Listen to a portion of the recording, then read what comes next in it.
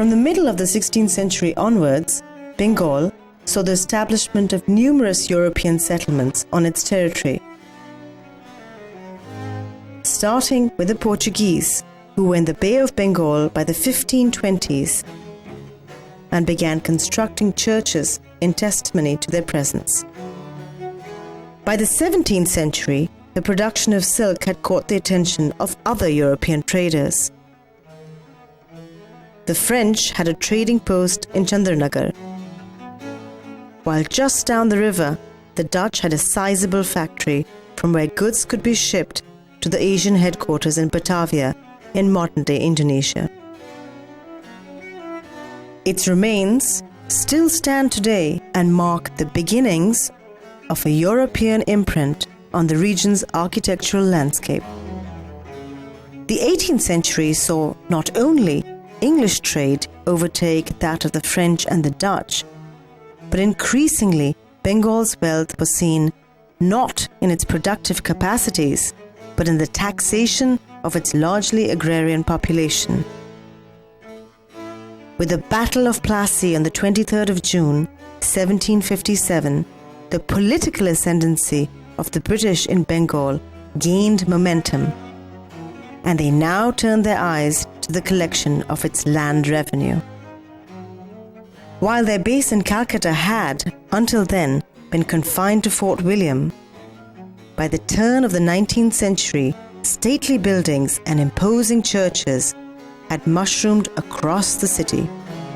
Even today, Calcutta still retains many of these structures, which the British designed in the late 18th and early 19th centuries, such as the Writers' Building with its signature red brick facade, and the Victoria Memorial, which, although completed only in 1921, is a direct offspring of this grandiose architectural vision of the previous century.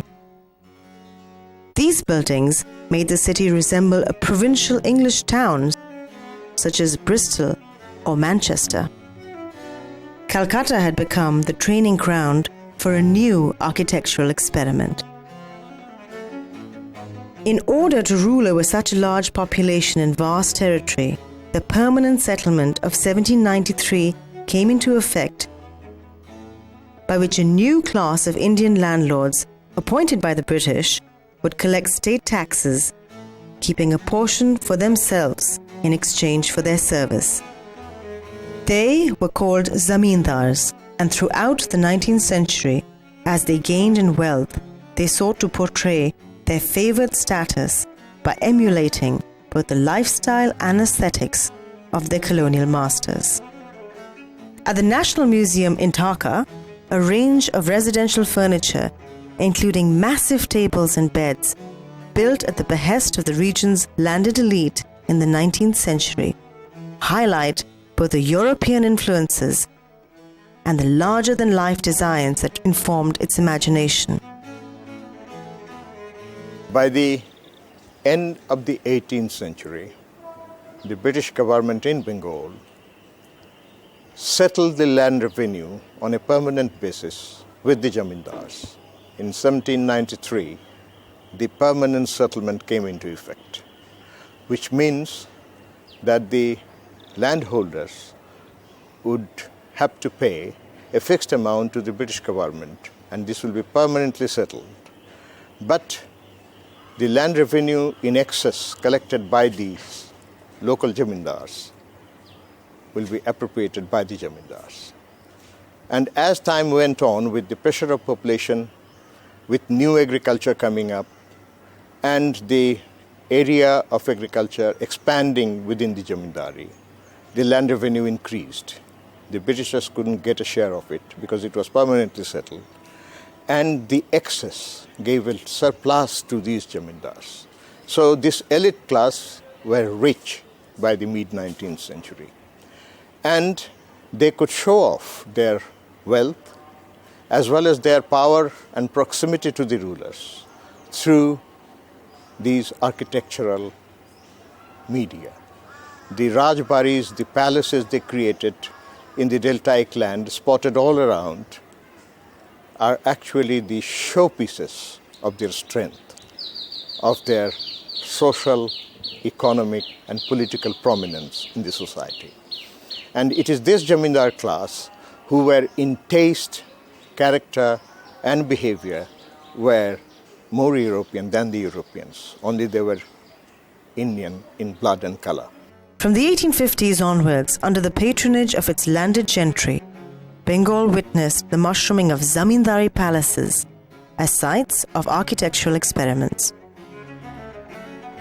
There is an obvious incorporation of European elements, including sculptures, arches, friezes, grand stairs and front entrances with huge windows on the facades. But while these palaces may seem to be purely transplants from Europe straight into the landscape of rural Bengal, they are in fact products of a new architectural vocabulary based on the encounter of European architecture with local settings that rely on the use of traditional motifs. You have a multi-storied, huge mansion type of building with several rooms. What you would have locally, I think from what we can judge from the remains of Mughal architecture, are a complex of smaller constructions. So that itself is a new concept of having one huge, large building.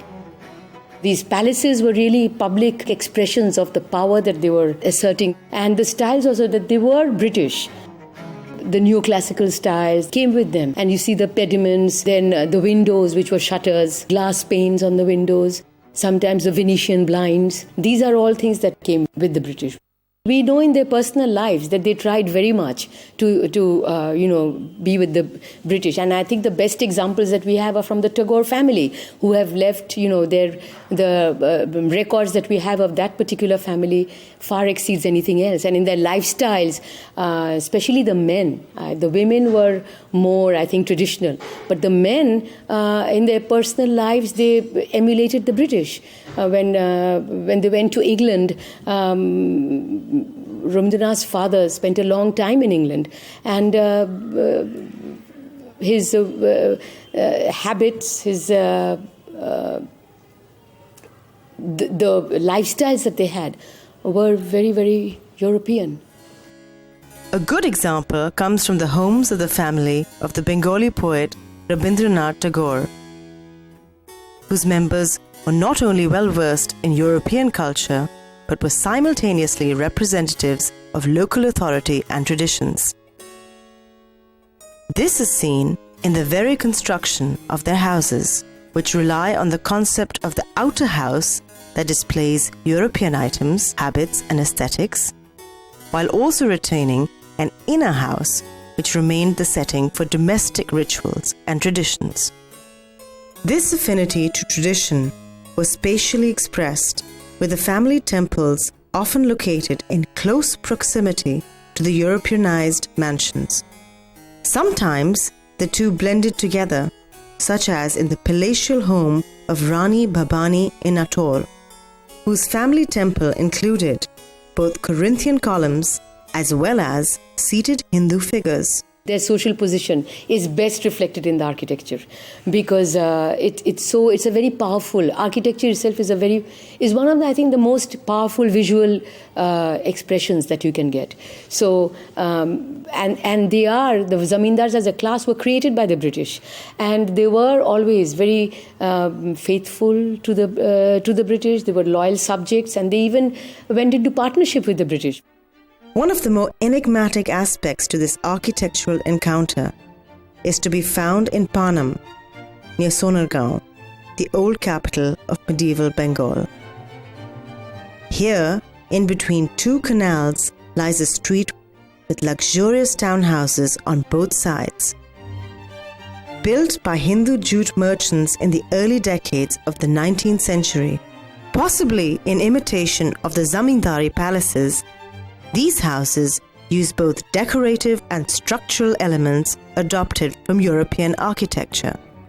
We find the facades of these houses, with arcades, front pieces, and even iron balustrades, to be imitations of European styles of the period, and highly unusual for an urban Indian setting where homes were turned to the patio rather than the street. Often, The European elements also worked their way inside these houses, many of which use capitals on the pillars, coloured glass, in-relief work with coats of arms or crowns, and even inlay work with the Virgin Mary. However, this remained a hybrid style, for the overall layout was an Indian one, with a sheltered inner courtyard for domestic activities as well as a prayer room. The backyard of the houses led to the canals, which not only served the security and sanitation needs of the residents, but where idols were also immersed during the festivals, and where leisure boating also took place. These houses represented the class who were aspiring to be prominent in the society, but they were not as prominent as the Zamindars, but they had the wealth. So Panam houses represent that class of people, a new class of merchants with wealth showing off in their architecture. And they were copying or emulating the Zamindar houses or the houses of the English they saw in Calcutta, and they were having these houses in the fashion of a local architecture with compound courtyards in the middle, rooms all around, but having a large palatial sitting room with a lot of European decorations inside. So it is again a hybrid architecture with European influence as well as the local mindset behind it. This hybrid style of architecture also influenced the highest stratum of Bengal's aristocracy. The imposing Ehsan Manzil, the former home of the Nawabs of Dhaka and located in the center of the old city, was built between 1859 and 1872. This two-storied palace was established on a raised platform of 1 meter and boasts spacious verandas that rest on semicircular arches, an open stairway making for a dramatic entrance, and that led to the banks of the river, as well as an exquisite dome. Another palace in this style, which rests with the government of Bangladesh, is the Digha Patia Rajbari in Nator. The edifice, as well as its landscaped lawns, represent a meeting between tradition and modernity, but through multiple interpretations of the various parties involved, such as the artisans, of whom little is known, the elites, whose tastes were influenced by the British, and of the individual owner, who may have sought to impose his personal views and practical needs on the final design. Architecture thus becomes an interpretation of an encounter.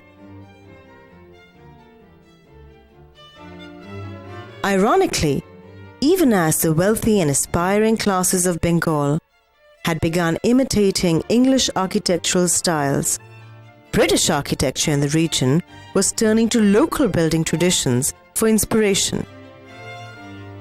In the port city of Chittagong, which lies in the eastern part of Bangladesh, the Old Courtroom highlights what many architects believe to be the unequivocal introduction of indigenous elements in public colonial architecture.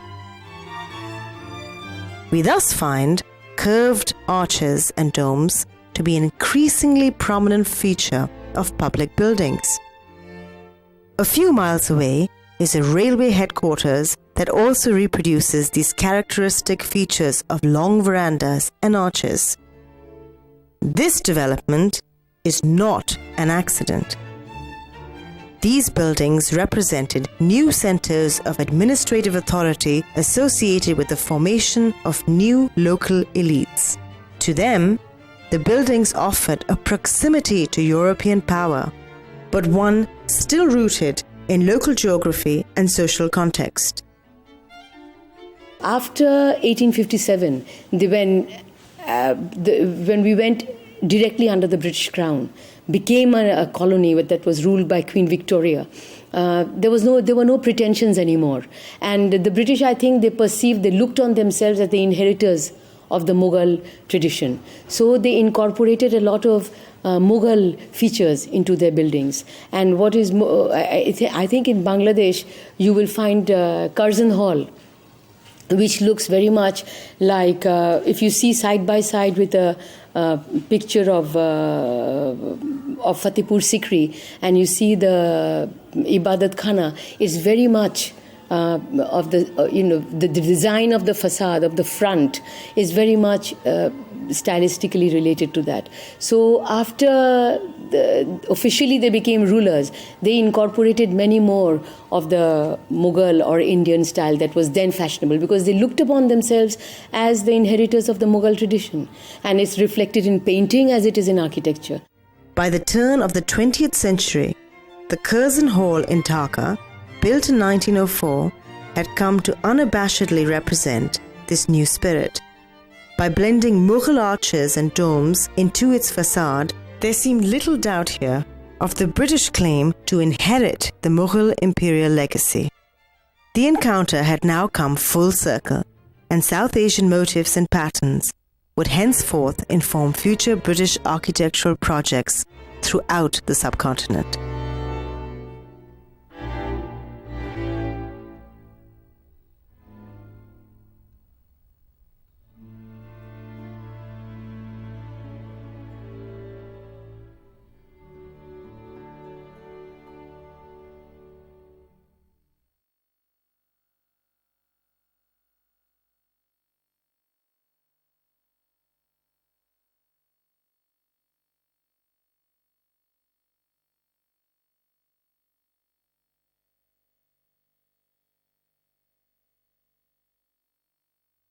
We'll build a bungalow big enough for two, big enough for two, my honey, big enough for two, walla walla. And when we're married, happy we'll be under the bamboo, underneath the bamboo tree.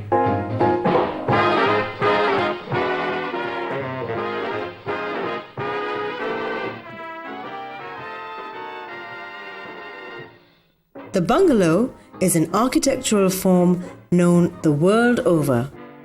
It is especially common as a residence in tropical climates, although its reputation for luxury and comfort has been aided by its profusion in tourist resorts.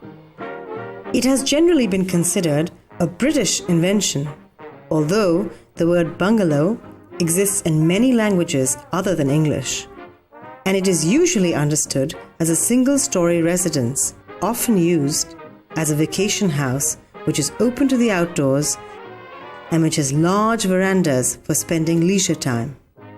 One of the main reasons for the bungalow's widespread popularity was that it came to be seen as the recreational building. This association can be traced back to mid-19th century Britain, coinciding with the birth of the concepts of leisure activities and holidays, and when resorts with bungalows such as Birchington sprung up along the coasts.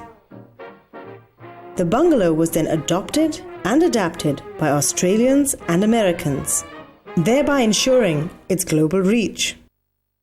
We'll build a bungalow big enough for two, big enough for two, my honey, big enough for two, walla walla. And when we're married, happy we'll be under the bamboo, underneath the bamboo tree. But the real origins of the bungalow lie much earlier, in a period when it served neither as a recreation house nor as a resort, but when it was simply an ingenious solution to the vagaries of the tropical weather of Bengal, the erstwhile colony of Britain. Bengal is the largest delta in the world. The nature or character of the delta is a flat marshy land and suitable for cultivation. The local people, the cultivator or the peasant, they build their own house either in the middle of their cultivated field or in the close to the cultivated field. And they built a very small pavilion-like structure, and it is temporary. Due to the shifting of the riverine shifting, they make a temporary structure. As many dictionaries indicate, the term bungalow is itself derived from the word Bangla, highlighting its origins in Bengal. The Bangla Ghar, meaning the Bengal Hut, was an easily constructed temporary structure used by villagers to reside in or to accommodate cattle.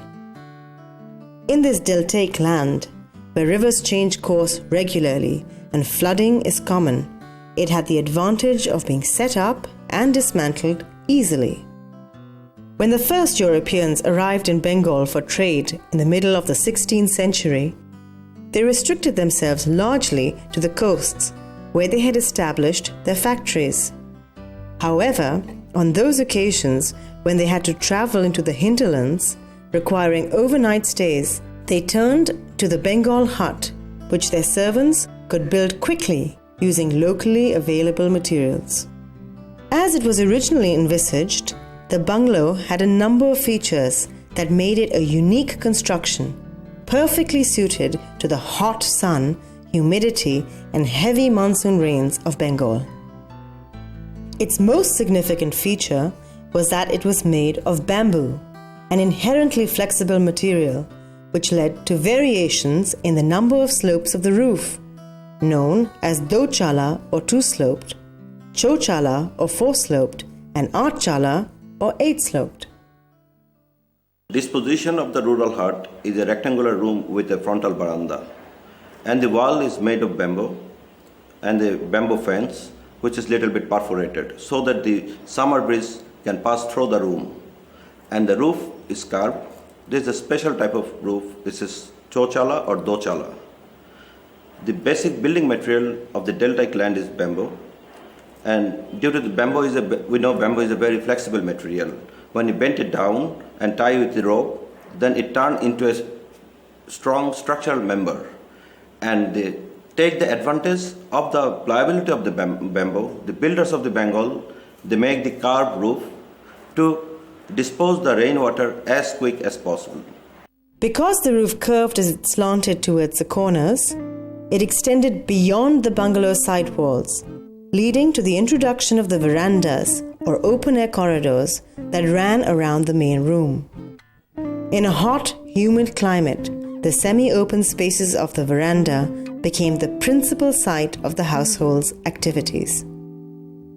Well before it inspired the British, the Bangla Ghar had already stirred the imagination of the region's former rulers. The architecture of both Hindu and Muslim rulers of Bengal is replete with instances of the chala roof form, serving as a symbol in both temples and mosques. In the early Islamic period, the Muslim builder adopted some local elements from the Bengal. At that time, the local elements of the Bangla Ghar, and some of the element is transferred to the permanent structure, while the hut was temporary in nature. Another room can be covered by a dome. A rectangular room cannot be covered by a dome. Then they have to choose a new idea of construction system. And they choose and they find the construction system in Bengal, the Chochala dome, for a rectangular room. And they use this building, this form, as the image of Bengal. The Mughal Emperor Shah Jahan had spent 16 years in Bengal before ascending the throne, and turned to the gentle curves of the chala roof as an element of his imperial architecture. And this can be seen in some of the subcontinent's most celebrated Mughal buildings today. The Mughal ruler, King Shah had spent several years in Bengal, around 16 years, due to some political reason. And he was inspired deeply by certain Bengali elements, such as the carved cornice and the Chochala dome.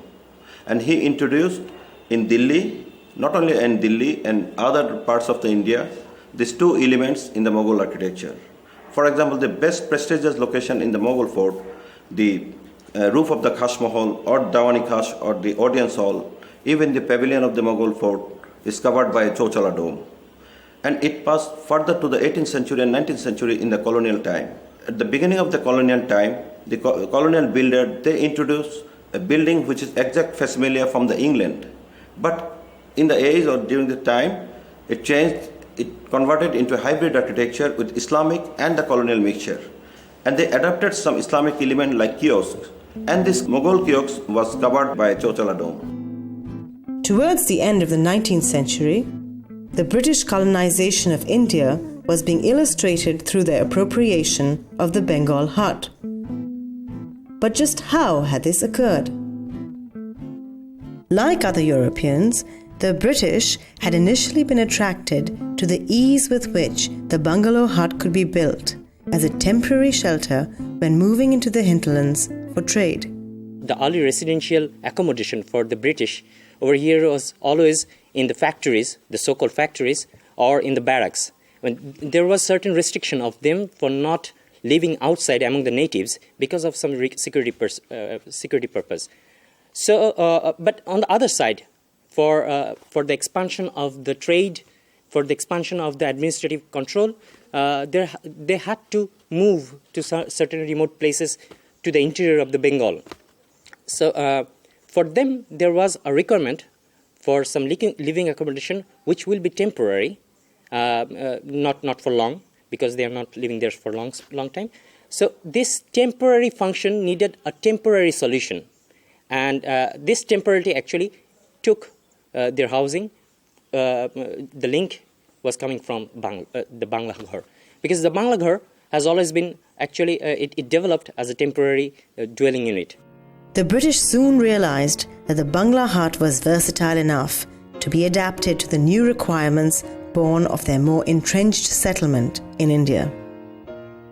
As the needs of British governance and administration grew, the single-spaced Bangla Ghar became transformed into a more permanent, multi-room structure.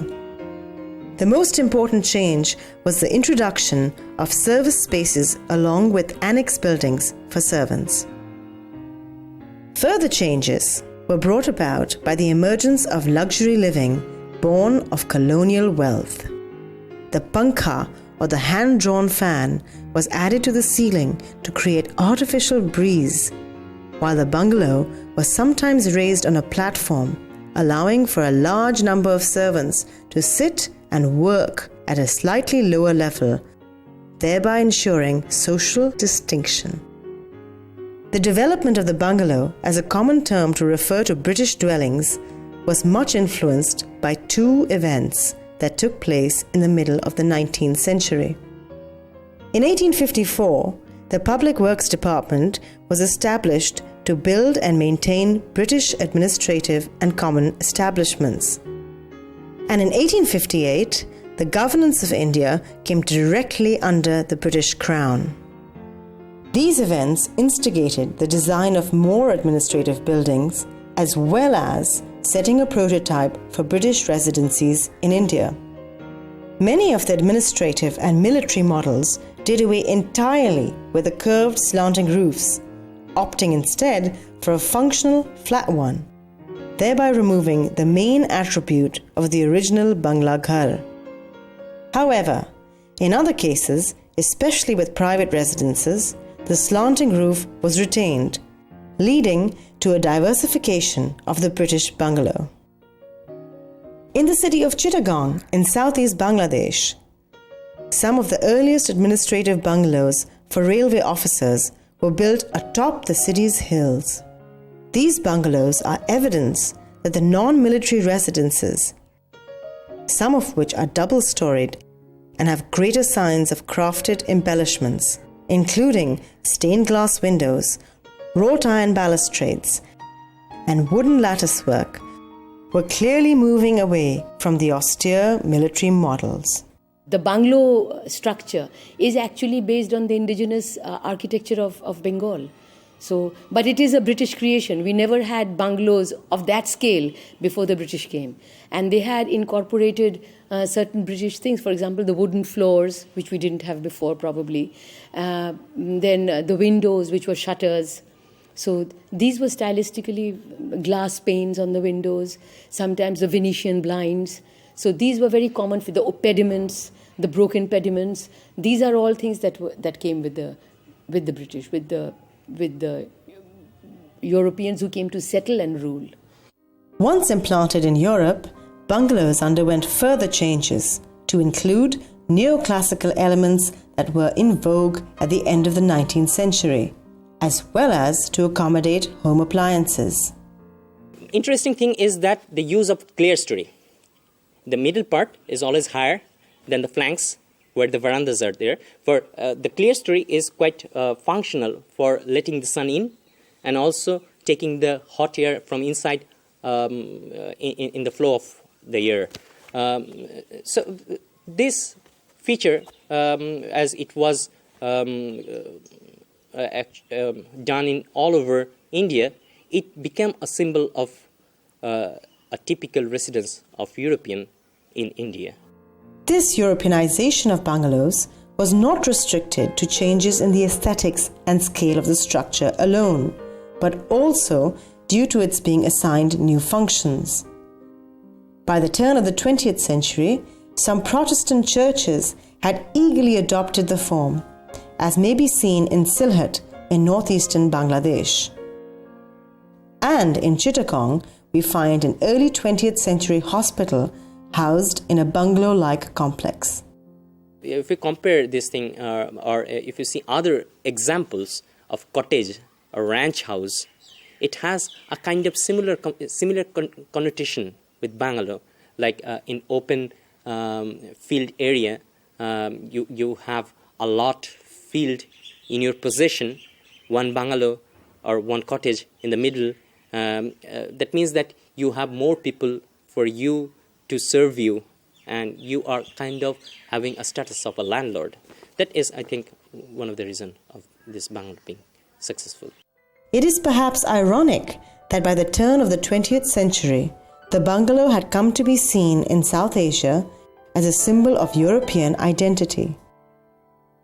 In emulation of the British, wealthy families such as that of Rabindranath Tagore also built their own luxurious bungalows in the countryside.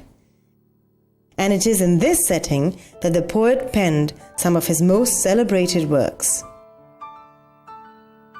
But the real change came when many middle-class local Indian elites built smaller versions of these Europeanized bungalows for themselves in cities, as may be seen in the town of Sylhet. The bungalow thus became an urban dwelling unit, rather than the rural plantation or leisure building of an earlier period. When more British were coming here, this development infrastructure actually was also responsible for developing the middle class over here. It's not like the middle class that developed in Europe. It was a middle class which was actually more educated in the sense of European study, European education. The British were actually developing them for their help in administrative function. So, in studying or getting educated in European style, working with the Europeans, they were actually trying to follow the Europeans. They were actually trying to be like the Europeans. For them, copying, for them imitating, was a kind of common tendency. That is another reason that the local elites was actually trying to copy the bungalow. When the British left the subcontinent in 1947, their palatial bungalows stayed behind, to be soon occupied by government officials. And so, the bungalow's association with authority has continued to this day, even while in other parts of the world it remains a symbol of exoticism, leisure, and recreation.